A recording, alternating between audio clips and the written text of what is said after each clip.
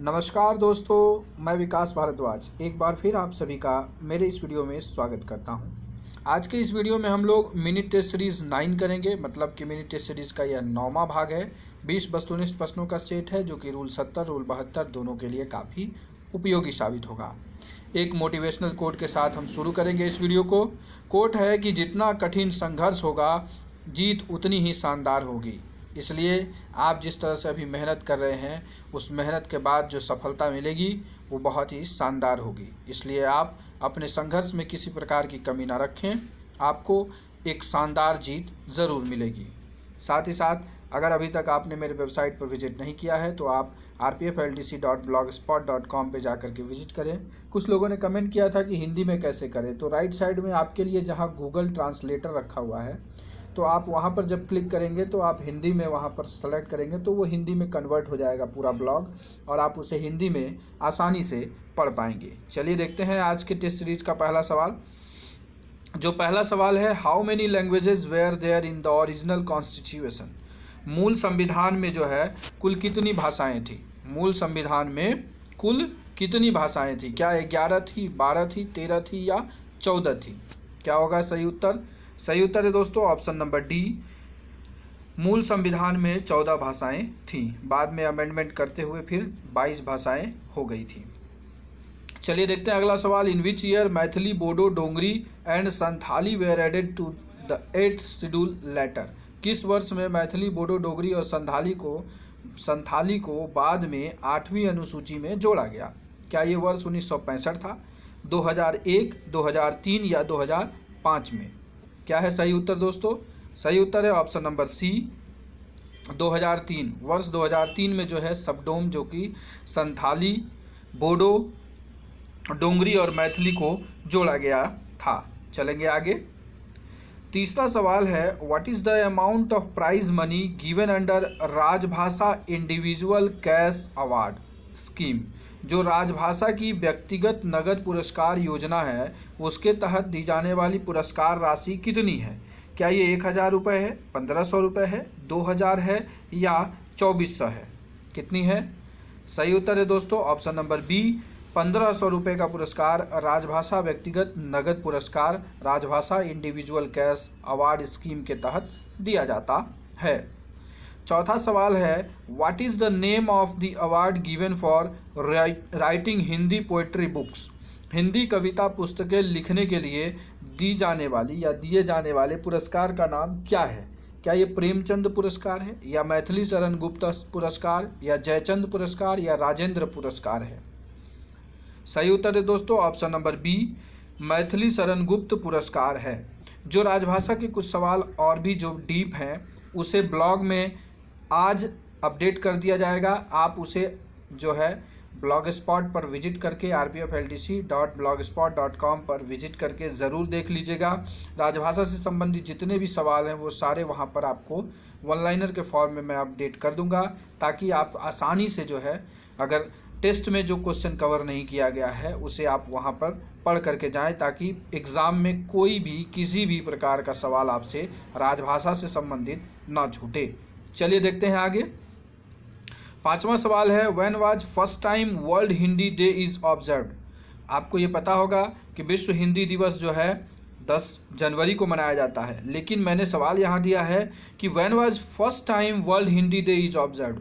पहली बार जो है विश्व हिंदी दिवस कब मनाया गया है? क्या ये 10 जनवरी 2005 है, 10 जनवरी 2006 है, 10 जनवरी 2010 है या 10 जनवरी 2009 है? क्या होगा दोस्तों? सही उत्तर है ऑप्शन नंबर बी 10 जनवरी 2006 को पहली बार वर्ल्ड हिंदी डे ऑब्जर्व किया गया। छठा सवाल देखते हैं। In which section of IEA describes opinion as to handwriting when relevant। IEA की किस धारा में प्रासंगिक होने पर लिखावट के बारे में या लिखावट के रूप में राय के बारे में बताया गया है? मतलब हैंडराइटिंग वेरिफिकेशंस के बारे में पूछा जा रहा है कि किस सेक्शन में बताया गया है। तो क्या ये सेक्शन 44 में है, सेक्शन 45 में है, सेक्शन 46 में है या सेक्शन 47 में है? चलिए देखते हैं इसका सही उत्तर दोस्तों। क्या होगा सही उत्तर? सही उत्तर है ऑप्शन नंबर डी सेक्शन 47 में जो है इसके बारे में बताया गया है। चलिए देखते हैं आगे। 7वां सवाल है, in which section of IEA Indian evidence act describes primary evidence, जो प्राथमिक साक्ष्य है इसके बारे में IEA की किस धारा में बताया गया है? क्या ये सेक्शन 61 है, सेक्शन 62 है, सेक्शन 63 है या सेक्शन 64 है? क्या है दोस्तों? सही उत्तर है दोस्तों ऑप्शन नंबर बी, सेक्शन 62 में जो है इसके बारे में बताया गया है। किसके बारे में? IEA के बारे में बताया गया है। आइए देखते हैं 8वां सवाल, in which section of IEA describes refreshing memory, स्मृति ताज़ा करना जो है IEA की किस धारा में वर्णित है? क्या ये सेक्शन 156 में है, 157 में है, सेक्शन 158 में है या सेक्शन 159 में है? क्या है इसका दोस्तों? सही उत्तर है ऑप्शन नंबर डी, सेक्शन 159 में रिफ्रेशिंग मेमोरी के बारे में बताया गया है। इंपॉर्टेंट है, हो सकता है 12 तारीख के एग्जाम में आपको यह सवाल दिखे। चलेंगे आगे। 9वां सवाल है, under which rule DG take out directive या टेक्स आउट डायरेक्टिव, किस नियम के तहत जो है DG डायरेक्टिव इशू करते हैं या निकालते हैं? क्या ये रूल 24 है, रूल 26 है, रूल 28 है या रूल 30 है? बहुत ही आसान सवाल, ऑप्शन नंबर सी इसका सही उत्तर होगा। रूल 28 के तहत DG जो है डायरेक्टिव निकालते हैं। आते हैं 10वें सवाल पर, executive wing is described in which rule, जो एक्सिक्यूटिव विंग है जो वो किस नियम में वर्णित है? क्या ये रूल 15 में, रूल 16 में, रूल 17 में या रूल 18 में वर्णित है? ये भी इंपॉर्टेंट सवाल है जिसका कि ऑप्शन नंबर सी उत्तर सही होगा। रूल 17 में जो है एक्सिक्यूटिव विंग के बारे में बताया गया है। अब एक्सिक्यूटिव विंग से एक और सवाल लीजिए, how many wings are there in executive branch, executive branch में जो एक्सिक्यूटिव विंग है उसमें कितनी शाखाएं हैं? एक्सिक्यूटिव ब्रांच में जो है कितने विंग्स हैं, कितनी शाखाएं हैं? क्या 2 शाखाएं हैं, 3 हैं, 5 हैं या 4 है या 5 हैं? सही उत्तर होगा दोस्तों ऑप्शन नंबर डी, 5 शाखाएं हैं। अगर आप RPF रूल का मेरा वीडियो नहीं देखे हैं तो डिस्क्रिप्शन में जाके ज़रूर देख लीजिएगा, प्लेलिस्ट में विजिट करके, वहाँ पर मैंने इसे बहुत बखूबी और बहुत अच्छे से बताया है। चलिए देखते हैं, special occurrence report is describe under which rule, विशेष घटना रिपोर्ट जो है वो किस नियम में वर्णित है? क्या ये रूल 229 में है, रूल 230 में है या रूल 239 में है या 240 में है? बहुत ही आसान सवाल और महत्वपूर्ण भी है। रूल 230 में जो है बताया गया है किसके बारे में? स्पेशल ऑकरेंस रिपोर्ट के बारे में। जो स्पेशल रिपोर्ट है वो नियम 229 में बताया गया है। चलेंगे आगे।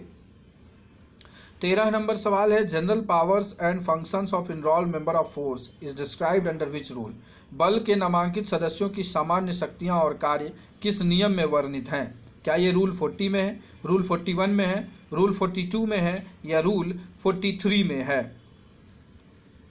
बिल्कुल सही, इसका उत्तर ऑप्शन नंबर बी होगा। रूल 41 में बताया गया है बल के नामांकित सदस्यों की सामान्य शक्तियां और कार्य किस नियम में वर्णित है, कार्य के बारे में बताया गया है। आइए देखते हैं 14वां सवाल, confidential reports is described under which rule, किस नियम में गोपनीय रिपोर्ट के बारे में बताया गया है? रूल 103, रूल 107, रूल 108 या रूल 109 है? बहुत सुंदर, इसका सही उत्तर होगा दोस्तों ऑप्शन नंबर सी, नियम 108 में जो है रूल 108 में कॉन्फिडेंशियल रिपोर्ट के बारे में बताया गया है। वहीं नियम 107 में एनुअल APR जो है APAR के बारे में बताया गया है। चलेंगे आगे, देखते हैं 15 नंबर सवाल पर, major punishment is described in which rule, बड़े दंडों का वर्णन जो है किस नियम में वर्णित है? क्या ये रूल 1481 में है या रूल 148 क्लॉज 2 में है, 148.3 में है या 148.4 में है? बहुत ही इंपॉर्टेंट है, रूल 148.2 में बताया गया है मेजर पनिशमेंट के बारे में। 16 नंबर सवाल है, punishment for abetment is mentioned in which section of RPUP act, दुष्प्रेरण के लिए जो है दंड RPUP एक्ट के किस धारा में वर्णित है? मतलब अबेटमेंट करने के लिए, दुष्प्रेरण करने के लिए जो है किस RPUP के किस धारा में जो है इसमें पनिशमेंट है? क्या ये सेक्शन 3 है, सेक्शन 4 है, सेक्शन 5 है या सेक्शन 6 है? थोड़ा सा सवाल जो है मिस्टेकनली सेट हुआ है, लेकिन आप उसे समझ करके हल करिएगा। ऑप्शन नंबर बी इसका सही उत्तर होगा। सेक्शन 4 में अबेटमेंट के बारे में, पनिशमेंट के बारे में बताया गया है। चलेंगे हम अगले सवाल पर। अगला सवाल है, what is the annual subscription of ASI in RSKN, ASI का वार्षिक सदस्यता राशि RSKN में क्या है? क्या ये 400 रुपये है, 600 रुपये है, 800 रुपये है या 900 रुपये है? तो इसका सही उत्तर है दोस्तों ऑप्शन नंबर बी, 600 रुपये की जो है वार्षिक सदस्यता राशि RSKN में ASI की है। कांस्टेबल टू ASI तक जो है 600 रुपये है। चलेंगे 18 नंबर सवाल पर, in which section of CRPC describe search of arrested person, गिरफ्तार किए गए व्यक्ति की तलाशी सीआरपीसी के किस धारा में वर्णित है? क्या ये सेक्शन 50, सेक्शन 51, सेक्शन 52 या सेक्शन 53 में वर्णित है? सही उत्तर है दोस्तों ऑप्शन नंबर बी, सेक्शन 51 में जो है इसके बारे में बताया गया है। चलेंगे अंतिम स्लाइड पर। सवाल नंबर 19 है, recording of confessions and statement is described in which section of CrPC? संस्वीकृतियों और कथनों को अभिलिखित करना सीआरपीसी के किस धारा में वर्णित है? क्या ये सेक्शन 161 में है, सेक्शन 162 में है, सेक्शन 163 में है या सेक्शन 164 में है? बहुत ही आसान और बहुत ही महत्वपूर्ण सवाल। सवाल नंबर इसका आंसर डी होगा।